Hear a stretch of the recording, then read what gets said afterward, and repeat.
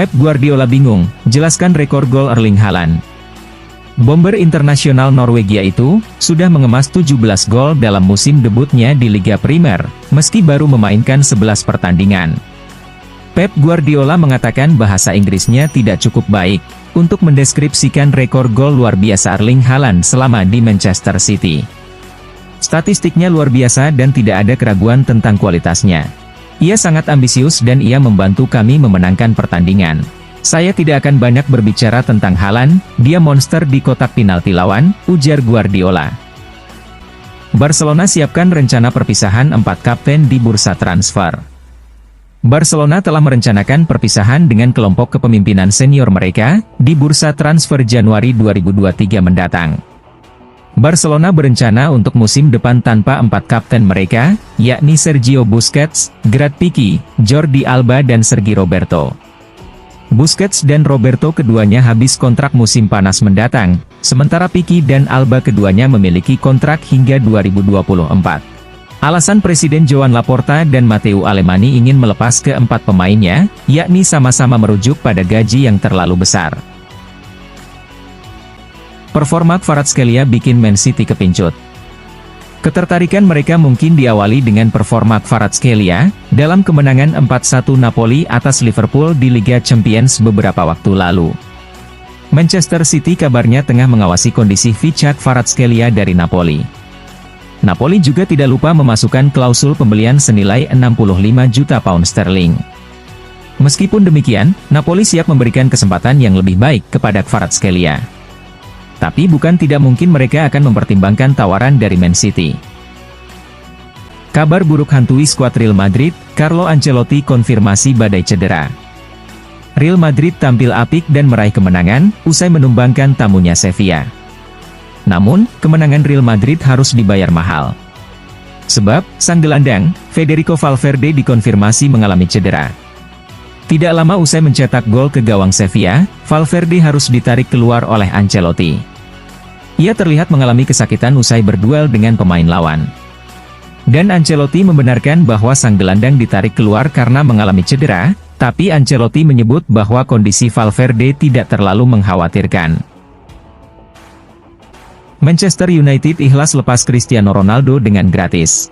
Ronaldo memang sudah sejak musim panas kemarin, mengatakan ingin meninggalkan Old Trafford. Manchester United sebenarnya sudah merelakan Cristiano Ronaldo pergi dengan status gratis sejak musim panas lalu, namun kendalanya, sejauh ini tidak ada klub yang meminatinya. ESPN melaporkan bahwa manajemen United, keluarga Glazers, sebenarnya bersedia untuk melepas Ronaldo sejak ia menjelaskan keinginannya meninggalkan klub pada musim panas kemarin. Inter Milan incar bek Valencia Mouktar Diakhaby. Inter Milan tampaknya masih terus berbenah untuk menambal kekuatan lini belakang mereka. Melansir dari Football Italia, dikabarkan bahwa Inter Milan sedang serius memantau perkembangan bek Valencia, Mouktar Diakhaby. Selain alasan belum konsistennya lini belakang, ada alasan lain yang membuat Inter Milan mengincar pemain 25 tahun tersebut. Alasan lain tersebut, untuk mengantisipasi hengkangnya Milan Skriniar yang santer diberitakan akan menjadi pemain Paris Saint-Germain.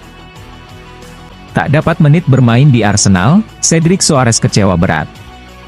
Skuad asuhan Mikel Arteta, sepertinya akan dihadapkan dengan satu konflik. Konflik tersebut muncul dari Cedric Soares, yang mulai merasa kecewa lantaran minimnya menit bermain. Sebagaimana diketahui, pelatih Arsenal Mikel Arteta belum memberikan kesempatan Cedric Soares berlaga pada musim ini. Padahal, peluang dirinya bermain cukup besar, karena Arsenal sedang krisis pemain akibat cedera. Cedric Soares mengatakan sangat menyayangkan Arteta belum meliriknya. Padahal, dia siap berkontribusi untuk tim. Stefano Pioli tidak puas dengan kemenangan telak AC Milan. AC Milan kembali gagal menjaga gawangnya tidak kebobolan dalam laga kontra Monza. Kemenangan telak AC Milan atas Monza tak membuat Stefano Pioli puas. Ia menyebut anak asuhnya masih membuat beberapa kesalahan yang tidak perlu. Kami mengawali pertandingan dengan baik, dan kami membuat banyak peluang dan bagi saya itu hal yang positif. Namun kami membuat beberapa kesalahan, dan itu berarti kami tidak mengontrol pertandingan sebaik yang kami harapkan, kata Pioli. Donnarumma mengatakan Messi dan Mbappe kombinasi yang indah. Lionel Messi dan Kylian Mbappe menunjukkan performa yang bagus bersama PSG. Gianluigi Donnarumma menyebut kombinasi La Pulga dengan Mbappe adalah sesuatu yang indah. Messi menunjukkan diri belum habis setelah kurang oke musim lalu. Messi dan Mbappe, itu indah, kata Donnarumma di kanal supporter. Kami menjalani laga yang luar biasa. Kami bermain sangat bagus, penting untuk terus menang setelah kesuksesan pekan lalu. Kami mempersiapkan diri sangat baik untuk Liga Champions, kata dia menambahkan. Rafael Varane menangis, usai cedera di laga Chelsea versus Manchester United. Rafael Varane tampil sebagai starter, sayangnya ia bernasib sial, karena harus ditarik di tengah pertandingan karena mengalami cedera. Momen itu terjadi ketika menit 58, kala Varane berduel dengan Pierre-Emerick Aubameyang. Bek asal Prancis itu mencoba menjegat Aubameyang, dan tampaknya kaki Varane salah menapak, dan ia mengerang kesakitan. Saat berjalan keluar, Varane menangis dan menutupi wajahnya dengan jersey. Gesturnya yang menangis itu menandakan dirinya mengalami cedera parah, dan berpotensi absen di Piala Dunia. Liverpool selangkah lebih dekat dengan De Jong. Raksasa Premier League, Liverpool dikabarkan telah menggelar kontak dengan agen gelandang Barcelona, Frenkie de Jong. Kini ada kemajuan dalam usaha Liverpool memboyong Frenkie de Jong dari Barcelona. Kabarnya mereka sudah membuka komunikasi dengan agen de Jong. Kabar ini dilansir dari jurnalis ESPN, mereka sudah membahas peluang transfer sang gelandang ke Liverpool. Namun, tak disebut kapan Liverpool akan berusaha memboyong de Jong dari Barcelona. Laporan itu juga menyebut, Liverpool mengungguli Chelsea dan Manchester United dalam perburuan de Jong. Chelsea sangat tertarik rekrut Cristiano Ronaldo dari MU di Januari 2023. Chelsea sangat dikaitkan dengan Ronaldo pada bursa transfer musim panas lalu. Pemilik baru The Blues, Todd Boehly diyakini menginginkan tanda tangan Ronaldo. Tapi mantan manajer Chelsea, Thomas Tuchel menentang kesepakatan itu. Menurut Sunday World, Chelsea bisa membuat langkah baru untuk mengontrak Ronaldo di awal tahun baru 2023. Selain itu, laporan tersebut juga mengklaim, The Blues dapat mencoba untuk mengontrak mantan bintang Real Madrid tersebut dengan jangka panjang. Chris Smalling frustrasi tak dipanggil timnas Inggris. Chris Smalling selalu menjadi andalan di lini belakang AS Roma. Namun, dia tak kunjung diberikan kesempatan untuk kembali memperkuat timnas Inggris. Setiap agenda timnas, saya kecewa, saya ingin berada di sana.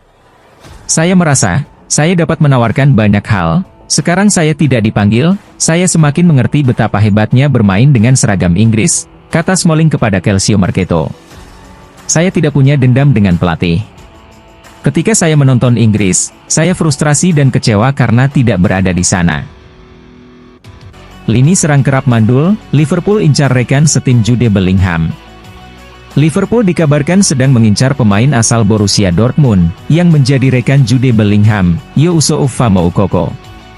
Lini serang yang kerap mandul dikabarkan menjadi alasan mengapa penampilan Liverpool tak cukup garang, dibanding musim-musim sebelumnya. Menyadari akan situasi tersebut, Jurgen Klopp pun mengambil langkah taktis, dengan berusaha menggaet pemain dari mantan klubnya Borussia Dortmund, yakni Youssoufa Moukoko. Permalukan Tottenham, Newcastle tembus 4 besar. Tottenham harus mengakui ketangguhan Newcastle, dengan skor 1-2. Spurs mendominasi jalannya pertandingan di awal babak pertama. Sayang, beberapa peluang tuan rumah lewat Kane, hingga Son Heung-min gagal dimaksimalkan menjadi gol. Dan Tottenham harus tertinggal 2 gol lebih dahulu akibat aksi Callum Wilson dan Miguel Almiron.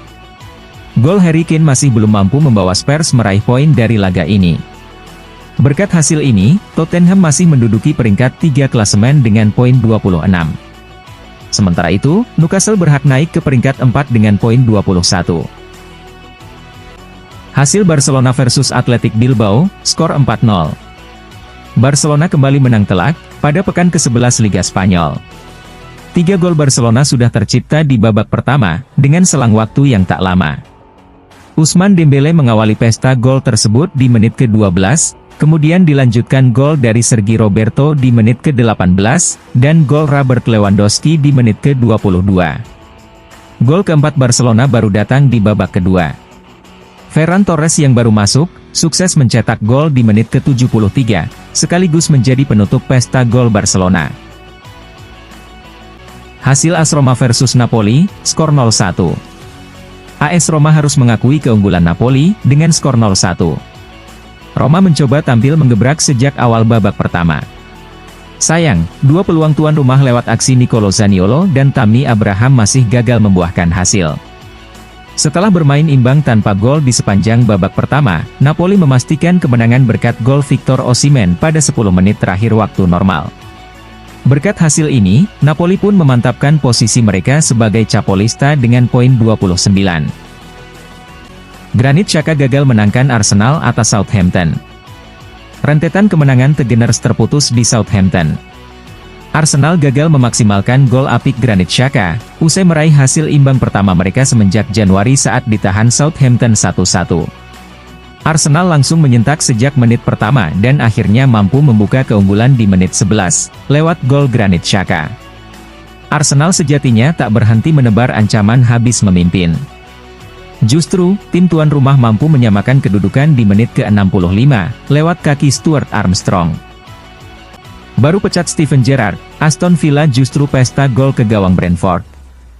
Aston Villa berhasil menang telak 4-0, atas Brentford. Villa yang tampil di depan ribuan pendukungnya itu, sudah unggul 3 gol saat laga baru berjalan 15 menit. Leon Bailey lebih dulu membuka keunggulan di menit kedua. Danny Ings selalu mencetak 2 gol di menit ke-7, dan via penalti di menit ke-14.